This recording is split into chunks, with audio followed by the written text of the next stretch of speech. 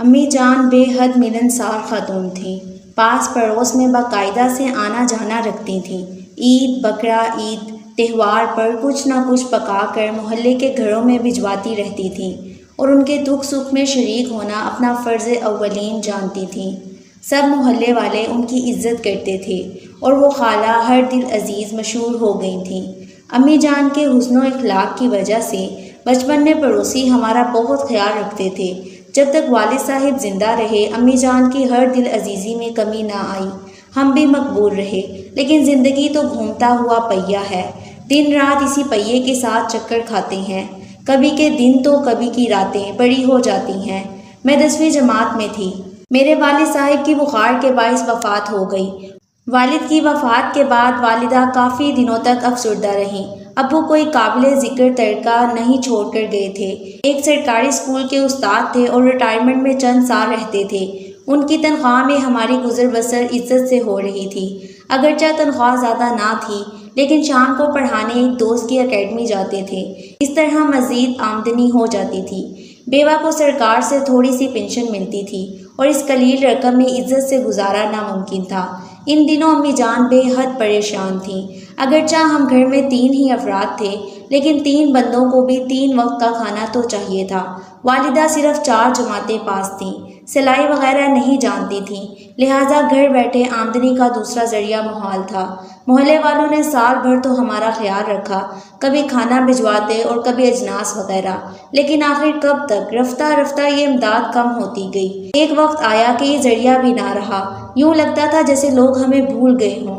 मैंने बड़ी दिक्कत से मैट्रिक कर लिया, लेकिन मुलाजमत का हसूल जोर शेर लाने के मुतरादिफ था। मैट्रिक पास की हमारे माशरे में भला क्या वक़्त। मैं फिर लड़की थी, लड़का होती तो शायद कहीं दफ्तर में चपरासी लग जाती या मजदूरी कर लेती। अम्मी का ख्याल था कि मुझे नर्सिंग का कोर्स करवा दें ताकि 2 वक्त की रोटी मैसर हो जाए। उस्तानी ना बन सकी क्योंकि इन दिनों सरकारी स्कूल में जेवी या पीटीसी वगैरह को टीचर्स की असामी के लिए कबूल किया जाता था। मैट्रिक पास को प्राइवेट स्कूल वाले 500 रुपये पर भी उस्तानी रखने को तैयार ना थे। उनको बीए पास लड़कियां आसानी से दस्तयाब थीं, जो नहायत कलील तनख्वाह पर मुलाजमत के लिए राजी थीं। ये बहुत मुश्किल दिन थे, बल्कि कुटन तरीन कहूँ तो बेजाना होगा। मैंने मैट्रिक के बाद तलीम को खैरबाद कह दिया और घरेलू कामकाज में अम्मी का हाथ बटाने लगी और आपी मोहल्ले के बच्चों को शाम के वक्त ट्यूशन पढ़ाती थी। मोहल्ले वाले ज़्यादा अमीर लोग ना थे, गरीबों के बच्चे ही ट्यूशन पढ़ने आते थे। वो 30 रुपये महाना दे जाते, आप ही खामोशी से रख लेती। इतनी कम उजरत पर भी नन्हे बच्चों के साथ 2-3 घंटे तक सर खपाने के सिवा कोई चारा ना था। मज़ीद क्या तफसील बताऊं, बस जान लें कि कभी कभी फाका करना पड़ जाता था। कहते हैं इंसान की सारी अखलाकियात शक्म सेरी तक महदूद है। भूखा आदमी को ना सिर्फ बददिल कर देती है, बल्कि कभी कभी ऐसे काम करने पर मजबूर करती है जिसके बारे में कभी उसने सोचा भी नहीं होता। मैं जान बड़ी खसलत की हामिल थी और ना लालच उनकी तबीयत में ख़ास था, लेकिन हालात से तंग आकर उन्होंने अपनी सोचों का रुख मोड़ लिया। ऐसा मजाज अपना लिया कि हम दोनों बहनें उनके मिजाज की तब्दीली पर शश्तर रह गईं। ये उस दिन का जिक्र है जब अबू की पेंशन के पैसे ख़त्म हो गए और आपा को ट्यूशन से जो कलील आमदनी होती थी उससे सिर्फ 10 दिन के लिए खर्च पूरा होता था। उस रोज़ घर में फूटी कौड़ी भी ना थी और पड़ोसन का उधार इतना हो गया था कि उससे कुछ और मांगने की हम जुर्रत नहीं कर सकते थे। सुबह 10 बजे का वक्त था। हम तीनों माँ बेटियों ने नाश्ता भी नहीं किया था। कड़वे कहवे की आधी आधी प्याली पीकर अल्लाह की आस पर खाली शिकम बैठे थे। तभी दस्तक सुनकर वालिदा ने कहा, देखो तो बानो कौन है। उससे पहले वो हमको कभी दरवाजे पर नहीं भेजती थी, बल्कि खुद जाती थी। गालबन नकाहत ने उठने की सकत छीन ली थी, क्योंकि रात को भी बासी चावल के 2 लुकमे ही हमने पेट में उतारे थे। चावल सामने वाले घर से एक दिन पहले आए थे कि उन्होंने पोते की पैदाइश पर मन्नत की देख चढ़ाई थी और एक सीनी भरकर हमारे घर भिजवा दी थी और हमने उन्हीं चावलों पर 2 दिन गुजारा कर लिया था। दरवाजे पर होले से एक बार फिर दस्तक हुई थी। मैंने कबाड़ खोले बगैर ही पूछा, कौन है। बिल्ली को जवाब में छिछरों के मसादे ख्याल हुआ। मोहल्ले से फिर कोई बिरयानी या पुलाव देने आया होगा। मैंने लपक कर दरवाज़ा खोलना चाहा, ऐसा कुछ नहीं था। एक अजनबी आवाज़ सुनाई दी, मैं आबिद हूँ, खाला शौकी हैं, इनसे मिलने आया हूँ। बताती चलूँ, अम्मी जान बचपन में बड़ी शौक हुआ करती थी, तभी उनका नाम शौकी पड़ गया था। मैंने अम्मी जान से कहा कि आबिद नाम बताया है, कहता है खाला शौकी से मिलना है। आबिद आया है? अम्मी जान जैसे नींद जाने की कैफियत में जी उठी हूँ। अच्छा, आबिद आया है, तुम्हारी खाला इफ़त का बेटा है। अरे आने दो, जल्दी से दरवाज़ा खोलो, लाहौर से आया होगा। हमारी खाला इफ़त अम्मी की चचाजाद बहन थी। बचपन में साथ एक ही घर में रहे थे। अम्मी उनको सगी बहनों की तरह चाहती थी। हमने भी बहुत पहले उन्हें देखा था, जब वो हमारे बचपन के दिनों में मुल्तान आई थी। आबिद साथ नहीं था, तभी वो हमारे लिए अब अजनबी था।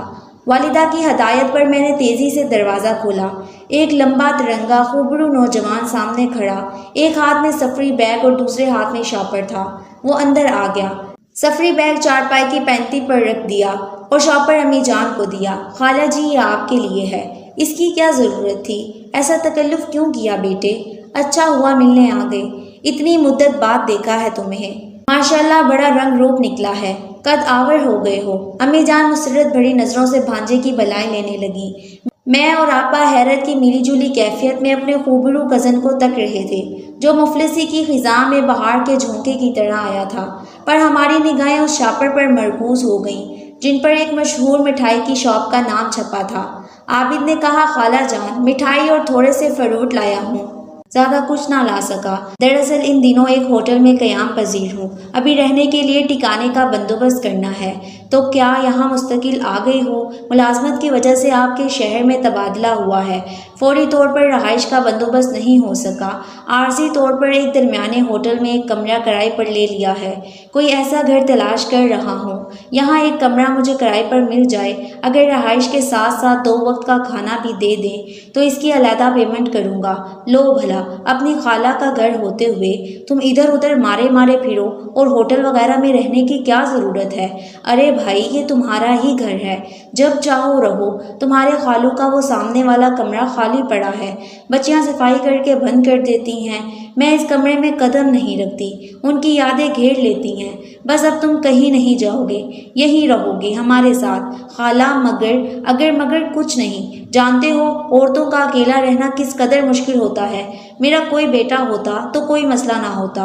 अम्मी ने ठंडी सांस भरकर कहा, मगर मुझ बदनसीब की किस्मत में बेटा ना था, वरना आज हम यूं तन्हा ना होते। मुझे अपना बेटा समझे खाला जान। अम्मी जान को दुखी देखकर आबिद भी उदास हो गया। अगर मेरे बेटे हो तो सामान लेकर फौरन आ जाओ, और खाना वगैरह भी बाहर से खाने की ज़रूरत नहीं है। जो दाल रोटी घर में पकेगी, जो हम खाएंगे तुम भी खा लेना। वो तो ठीक है खाला जान, मगर फिर वही अगर मगर। चीनी बनों से कहो जल्दी से चाय बना दे। अब काटो तो लहू नहीं बदन में, घर में दूध का कतरा नहीं, और अम्मा चाय का कह रही हैं, वो भी ऐसे मेहमान के सामने कि देखने में बंदा जिसके रोबो हुस्न में मबलूस हो जाए। खुदा जाने माँ की अक्ल को क्या हो गया है। मैंने सोचा, लेकिन आपा मेरी हाजिर दिमाग थी। उन्होंने अम्मा की फरमाइश सुनकर फ़ौरन किचन से बाआवाज़ बुलंद कहा, चीनी अम्मा से कहो दूध गर्मी से ख़राब हो गया है, दूध ला दें तो मैं चाय बना देती हूँ। अरे चाय नहीं, नाश्ता लाओ। आप ही जाने नाश्ता भी करके आया है कि नहीं। ये कहकर उन्होंने बुरखा उठा लिया और बोली, मैं अभी वापस आई, सामने ही तो पूरी कचौड़ी और साथ दूध दही की दुकान है। घर में कोई मर्द ना हो तो औरत को बाहर जाना पड़ता है। ये सुनकर आबिद बोला, खाला जी आप तकलीफ़ ना करें, नाश्ता मैं करके आया हूँ। हाँ, अलबत्ता अगर कुछ सौदा मंगवाना है तो वो मैं ला देता हूँ। अल्लाह तुम्हारा भला करे। सौदा तो लाना है। तुम मेरे बेटे इतने अरसे बाद आए हो, करीब ही गोश्त सब्जी की दुकान है, मैं अभी आई, तुम सुकून से बैठकर आराम करो। सौदा सिर्फ लाने वैसे भी जाना था, कल ही आटा ख़त्म हुआ था। आबिद ने अम्मी जान को जाने ना दिया, वो खुद घर से बाहर चला गया। आधे घंटे बाद लौटा तो आटा, गोश्त, सब्जी, दूध, दही पूरी कचौड़ी तक ले आया। जब सामान आ गया तो मैं और आपा किचन में मसरूफ़ हो गए। जल्दी जल्दी खाना तैयार कर दिया। तब तक पूरी कचौड़ी, आलू छोले और हलवे से नाश्ते का मरहला भी तय हो गया। अब अम्मा का इसरार कि आबिद तुमने हमारे घर क़याम करना है। थोड़े से रूकदू के बाद आबिद मान गया। अपना सफरी थैला हमारे घर छोड़ दिया और कहा कि कुछ सामान होटल में रखा है, वो लेने जा रहा हूँ, शाम तक लौट कर आ जाऊँगा। वो दोपहर का खाना खा कर गया और शाम 5 बजे लौट कर आ गया। मुख्तसर सा सामान हमरा था जो अम्मी जान ने उसके हाथ से ले लिया और खाली कमरे में रख दिया। उस कमरे के साथ मुल्हिक बात था, वो हमारे साथ रहने लगा। सुबह नाश्ता करके 7 साढ़े 7 बजे घर से निकल जाता और शाम को 6 बजे लौटता। कभी कभी लंच बॉक्स में एक पराठा और थोड़ा सा सालन या तले हुए आलू भी ले जाता। उसका ऑफिस ज़्यादा दूर ना था। हमारे घर में रहने से अब उसे बड़ी सहूलत मैसर आई थी। घर का खाना और घर जैसा आराम मिल गया था। इस आराम के एवज वो आधी से ज़्यादा तनख्वाह अम्मी जान के हाथ पर रख देता था और इस रकम से हम 3 नफूस को भी 2 वक्त पेट भरकर रोटी मैसर आने लगी थी। हम बहुत खुश थे। अल्लाह ताला ने फरिश्ता रहमत बनाकर हमारे कज़न को भेज दिया था। छुट्टी के रोज़ आबिद तमाम दिन घर में गुजारता। वो अपने कमरे में सुबह 10 बजे तक सोया रहता, फिर नहा धोकर 11 बजे के करीब नाश्ता करता। उसके बाद अम्मी के पास आ जाता, कहता खाला जी जो सौदा मंगवाना है मुझे पर्ची पर लिख कर दे दें, मैं ले आता हूँ। इस तरह हमारे घर में हर शय आ जाती जिसकी हमें ज़रूरत होती थी। अब्बा जान के बाद पहली बार सुकून मैसर आया था। आबिद ने अम्मी जान को बेटा बनकर दिखाया था। अब समझ में आया कि लोग क्यों बेटों की आरजू करते हैं और एक बेवा औरत के लिए बेटे की कितनी अहमियत होती है। दिन सुहाने सपने की मानिंद गुजरने लगे। आबिद हर माह तनख्वाह लाकर अम्मी जान के हाथ पर रख देता था। अम्मी उसे दुआ देती और साथ ही ये अंदिया भी कि वो आपी की शादी आबिद से करेगी। यूं ये भांजा जिसको बेटा कहा घर दामाद बनकर सचमुच फर्जंदगी में आ जाएगा। ये अंदिया पाकर आबिद बहुत खुश था। आपी को देखकर आबिद की बातें खुली रहती थी क्योंकि अम्मी हर वक्त यही जिताती रहती थी कि आबिद उनका भांजा ही नहीं बल्कि होने वाला दामाद भी है। आबिद यतीम लड़का था, उसको फुफ्फी ने पाला था, लेकिन माँ की मोहब्बत उसे अम्मी जान ही से मिली थी। वो पुरसकून था। वालिदा के इसके साथ नहायत मोहब्बत और शफकत भरा रवैया रवा रखती थी। आपी को भी वो बहुत अच्छा लगता था। उसके साथ शादी के ख्याल से शर्माई रहती थी। आबिद भी उस मनमोही लड़की को शरीके ज़िंदगी देखना चाहता था। वो एक पकीज़ा ख्याल की लड़की थी। आबिद भी उसको एक नेक और अच्छी लड़की समझकर मोहब्बत करता था, लेकिन शादी से कब्ल मोहब्बत के एहतराम का कायल था। दोनों तहजीब के दायरे में रहकर बात करते थे। उनके आपस में बातें करने पर अम्मी को भी कोई एतराज़ नहीं था। वक्त गुजरते देर ना लगी। 4 वर्ष का अरसा बीत गया। अम्मी जान का घर आबिद की कमाई से चल रहा था और वो अपने इस शरीफुन नफ्स भांजे को वक्तन फ़वक्तन बार यही याद करवाती रहती कि आज नहीं तो कल अपनी दुख्तरे नेक अख्तर बीना की शादी तुमसे कर दूंगी। आपी का असल नाम रोबीना था, प्यार से बीना और बन्नू भी कहते थे। आबिद आपी को प्यार से बीना बुलाता तो वो मुस्कुरा कर रह जाती थी। एक रोज़ हमारे घर मोहल्ले से 2 औरतें आईं। अम्मी जान ने आपी को किचन में भेज दिया क्योंकि उन्होंने आपी का रिश्ता मांगा और मिठाई के लिए 5000 की रकम भी मेरी वालिदा को पेश की। अम्मी जान ने रकम रख ली। आने वाली खातून के बेटे का नाम तुफैल अहमद था और वो सऊदी अरब में तिजारत करता था। वो काफ़ी पैसे वाले लोग थे और लड़के की वालिदा ने यकीन दहानी कराई थी, अगर बेटी का रिश्ता दे दिया तो हम आपकी बेटी को सोने में तोल देंगे। लालच बुरी बला है। अम्मी जान की राल टपक गई और उन्होंने रिश्ते के लिए हामी भर ली। मैंने आपी को बता दिया कि अम्मी जान ने तुम्हारा रिश्ता तुफैल नामी शख्स से तय कर दिया है। आपी ये सुनकर हैरत ज़दा रह गई कि वालिदा ऐसा कैसे कर सकती हैं। 4 वर्ष आबिद की कमाई खाने के बाद अब वो रिश्ते से मुकर रही हैं। अब वो औरतें कभी कुछ सौगात लेकर आने लगी तो मैंने आपी से कहा कि तुम आबिद को हकीकत बता दो। अचानक उसने सुना तो उसे बहुत सदमा होगा। एक रोज़ आपी ने आबिद भाई को बता दिया कि तुम यूं ही माँ के हाथ बेवकूफ़ बन रहे हो। वो मेरा रिश्ता मोहल्ले के घराने में तय कर चुकी हैं। लड़का सऊदी अरेबिया में है और मालदार है। यकीन ना आए तो खुद अम्मा से पूछ लो। ये सुनकर आबिद का रंग फक हो गया। उसे अपने कानों पर एतबार ना आया। जब इंसान किसी पर अंधा एतबार करे तो अचानक एतबार टूट जाए तो क्या हाल होता है, ये कोई आबिद के दिल से पूछता। उस वक्त तो उसकी सिट्टी गुम हो गई। बहरहाल शाम को जब अम्मा और वो एक साथ चाय पीने बैठ गई तो उसने सवाल किया, खाला जान क्या ये दुरुस्त है कि आप बीना की शादी तुफैल नामी शख्स से कर रही हैं? हाँ ये दुरुस्त है, अम्मी जान ने डिटाई से जवाब दिया। मगर क्यों, जबकि आपने उसकी शादी का मुझसे वादा किया था। इसमें क्यों का क्या सवाल है, हमारी बेटी है, हम जिससे चाहें उसकी शादी करें। लेकिन आप तो कहती थी कि वक्त वक्त की बात होती है, अब वो हालात नहीं रहे। अम्मी ने उसकी बात काट कर जवाब दिया, खाला जी बीना मुझसे शादी करना चाहती है और मैं भी उससे मोहब्बत करता हूँ। फिर आप किस बात की सज़ा हम दोनों को देना चाहती हैं? सोच कर बात करते हैं लड़के। ऐसी वाहियात बातें अपनी ज़बान से ना निकालो वरना अभी घर से चलता करूँगी। तुमको रहने के लिए घर और पका पकाया खाना चाहिए था और हमको घर में किसी अपने की ज़रूरत थी। अपना समझ कर रख लिया, अब आगे बात बढ़ाने की ज़रूरत नहीं है। क्यों नहीं, जबकि आपने ही ये बात कई बार याद कराई थी। और मैं इतने बरस एतबार करके इंतज़ार करता रहा कि आज नहीं तो कल आप वादा पूरा कर देंगी, लेकिन आपने मेरा एतबार को तोड़ दिया, मुझे धोखा दिया है, मेरी आरज़ुओं को खाक में मिला दिया है। चलो लड़के, चलो अपनी राह लो, इतने बरस तुमको रखा ये बहुत है, मेरा एहसान जानो। एक बात कही थी, तुम्हारे साथ निकाह तो नहीं हुआ था कि हक जितला रहे हो। आपने इतना अरसा मुझको अहमक बनाए रखा, सिर्फ अपना घर चलाने के लिए मेरी कमाई पर हक जमाए रहे। याद रखना, अगर आपने बीना का हाथ मेरे अलावा किसी और के हाथ में दिया तो इसका खमियाजा भुगतना पड़ेगा। तुम मुझे धमकियां दे रहे हो। चलो लड़के, चलो अपनी राह लो, और ख़बरदार जो मेरी बेटी के बारे में कोई ख्याल दिल में लाए तो मैं तुम्हारा हशर नशर कर दूंगी। आबिद को अम्मी से ऐसी उम्मीद हरगिज़ ना थी। वो दांत पीस कर बोला, बीना का रिश्ता कहीं और नहीं करोगी, अगर किया तो याद रखना अपनी और तुम्हारी जान एक कर दूंगा। अम्मी का भी पारा चढ़ गया।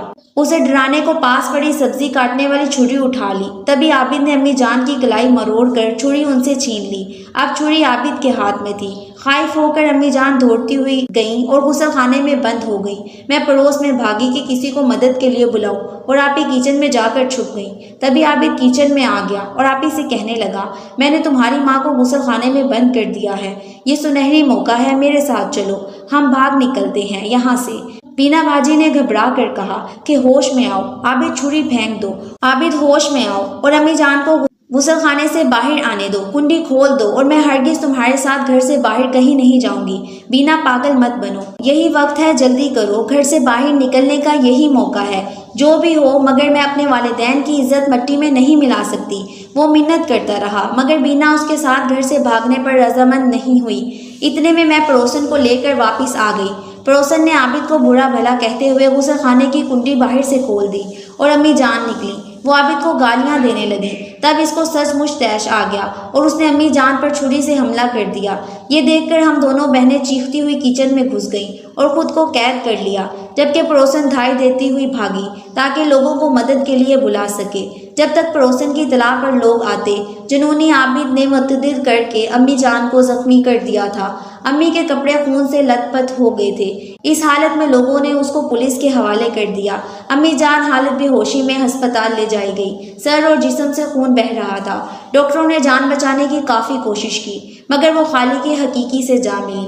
हम दोनों बहनों के लिए ये क़यामत का दिन था। जिन लोगों ने आपी का रिश्ता मांगा था वो भी पीछे हट गए। कुछ अरसा रिश्ते की एक फूफी के साथ रहे। हमने हकीकत से समझौता कर लिया तो वो अपने घर चली गई। आपी ने बाद में एक मुलाजमत कर ली। प्राइवेट स्कूल के मालिक ने उनसे शादी की ख्वाहिश जाहिर की। यूँ उन्होंने एक समझौते के तहत शादी कर ली ताकि मेरी ज़िंदगी बिगड़ने से बच जाए। बिनोई अच्छे आदमी थे। उन्होंने एक बेहतर रिश्ता तलाश करके मेरी शादी करा दी।